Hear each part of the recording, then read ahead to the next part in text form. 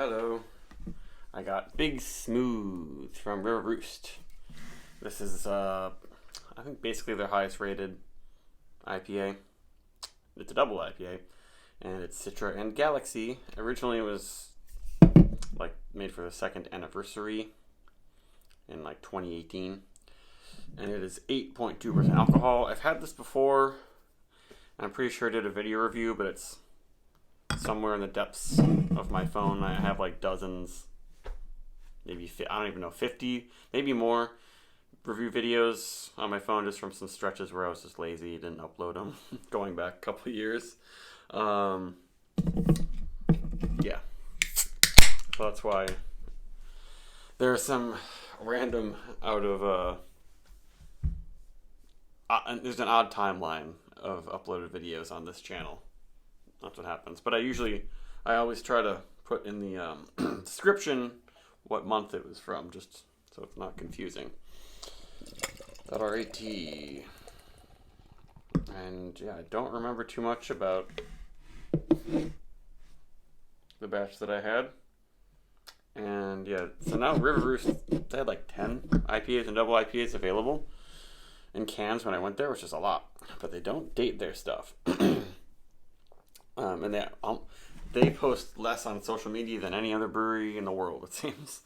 So I don't know the date of this. It's less hazy than one of the IPAs I got from them. So maybe this is like not ultra fresh. Maybe it's a month old. I don't know. But sometimes, yeah, their beers can clear out a little bit. So that's why I'm swirling this to hopefully get some more haze in there. But it's definitely not unhazy. It is, yeah, sort of beyond alchemist hazy. It smells pretty good though, and the head looks good. Yeah, I'm getting that Galaxy in there. I feel like I don't think they use Galaxy in many River Roost beers. This might be the only one I can think of right now. But it's really, it cuts through their yeast. Like the combination of Citra and their yeast strain is just like really big on the candy esters. It smells like vanilla juicy fruit gum or something, fruit stripe gum. But this adds, it doesn't totally cut through. It just adds a little bit of this green spicy note that I like. It helps to give it more balance in the sweet, spicy, green element. Usually with IPAs, I want some dank, some juicy, some sweet, some spicy, some estery. It helps kind of give some pineapple-y notes. It's not all cake and candy. Not really smelling much booze. It smells nice. It's not exactly explosive. I mean, yeah, it's a pretty big aroma. I shouldn't say anything like that, but time to drink.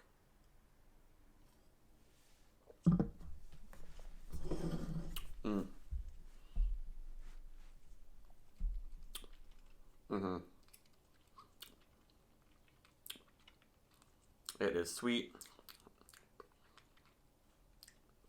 And then has just that little bit. It's not exactly menthol, but just some kind of cool green herbal bite. But yeah, there's always that sweet ester fruity note from their yeast and citra that prevents it from getting towards too menthol or cough drop or medicinal. Sometimes I get that from beers that are a little too much Galaxy forward. It doesn't linger too sweet, but definitely a lot of flavor in just one little sip. And a good amount of body for something that's not ultra murky. But wow, just their yeast strain citra just really makes this huge overripe papaya, tropical, vanilla,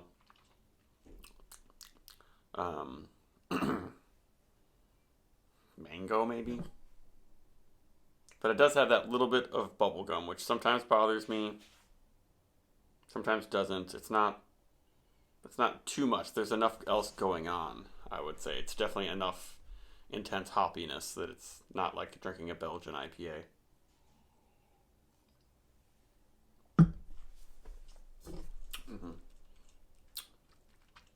Yeah, I like the Galaxy in there. Like they do a lot of beers that have the Citra or the Mosaic in there, but then something to add a little bit of a green note, like Moss Verde, Citra, and Chinook, which works out really well. For some reason, Doubtful Guest, one of their other more regularly brewed IPAs, it's Mosaic and Sultana. Sultana used to be called Denali, but I love Sultana. It's just like pineapples and dank cannabis. That head looks really nice. Did that add some haze? There are some tiny chunks. Maybe add a little bit of haze.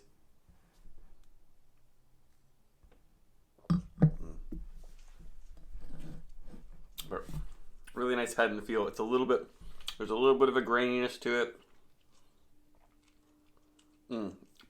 Yeah, I think I got a little bit more polyphenol action in here. That's what the haze is. Combination of the proteins from the malts or not just the malts, but the grains, and the polyphenols from the hops. There are polyphenols in malt and grains too, but that's really what's happening. So that's why sometimes a super duper hazy beer can have so many polyphenols that it has that green bite and it's really bitter, and that's just what polyphenols do. And this is creating a really great, actually, I might call it balance from what I've been talking about, the sweet S3 house character and then the Galaxy. Making it a pretty complex double IPA, even though it's just two hops.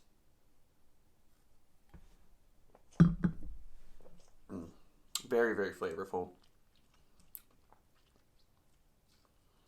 And more bitter. More bitter than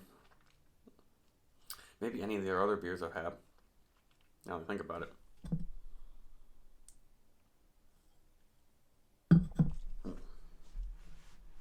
But very nice. And I feel like it stands out.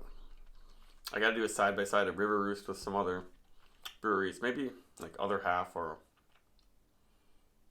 I don't know. I should do some just more maybe more blind reviews of good hazy IPA brewers, so I can kind of pick apart their house character and how prominent the esters are, how they compare. I'll do some of those videos soon, but this one is really good. This is 4.5 beer.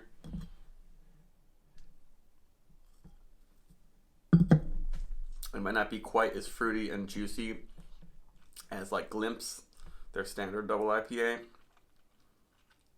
That one's not quite as big and as bitter and as intense. Let's just pour in that bottom. Oh yeah, now it's got a full on haze, I would say, but not chunky. It seems like River Roost has gotten only better and better at keeping haze in suspension. But this video is a little too long. Really good beer though. I would seek it out, though it's probably hard to find.